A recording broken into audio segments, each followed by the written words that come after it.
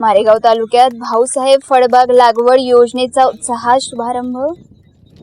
कृषी विभागाच्या थेट संवादामुळे शेतकऱ्यांमध्ये समाधान।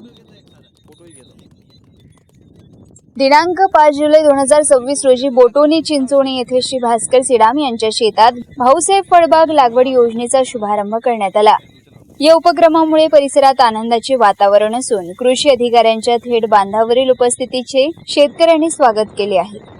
या कार्यक्रमात तालुका कृषी अधिकारी सौ दीपाली खवले मॅडम, विनायक जुमनाके यांची विशेष उपस्थिती होती।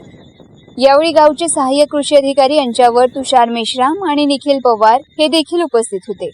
मान्यवरांच्या हस्ते शेतात माती पूजन आणि झाड पूजन करून योजनेचा शुभारंभ करण्यात आला।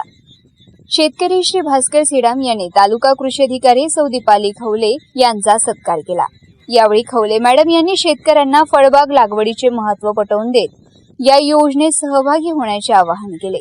मारेगाव तालुक्याला मिळालेल्या कृषी अधिकारी सौ दीपाली खवले मॅडम या थेट शेतकऱ्यांच्या बांधावर जाऊन त्यांच्याशी संवाद साधत असल्याने शेतकऱ्यांमध्ये मोठा उत्साह आणि समाधानाचे वातावरण दिसून येत आहे। मारेगाव आता सचिन मिश्रा, मारेगाव, यवतमाळ।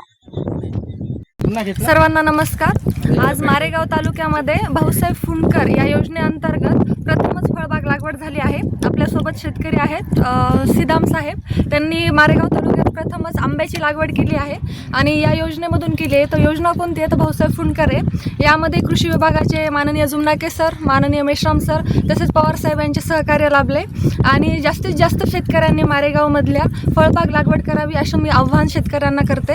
कारण आपण गतवर्षी जर पाहिलं तर सोयाबीन अतिवृष्टीनं मार खाल्लं आणि जेवढा लागवड खर्च झाला त्याच्यातून तेवढा सुद्धा नाही निघाला, ते मायनसमध्ये गेले। तर जोडीला काहीतरी असावं ज्याच्यामधून अल्टरनेटिव्ह उत्पन्न निघावं। त्यामुळे या मारेगाव तालुक्यातील सगळ्या शेतकऱ्यांना मी विनंती करते की जर आपल्याकडे 5 एकर असेल किंवा 4 एकर असेल तर त्याच्यातली 1 एकर तरी तुम्ही फळबाग लागवड करा अशी मी त्यांना विनंती करते। धन्यवाद।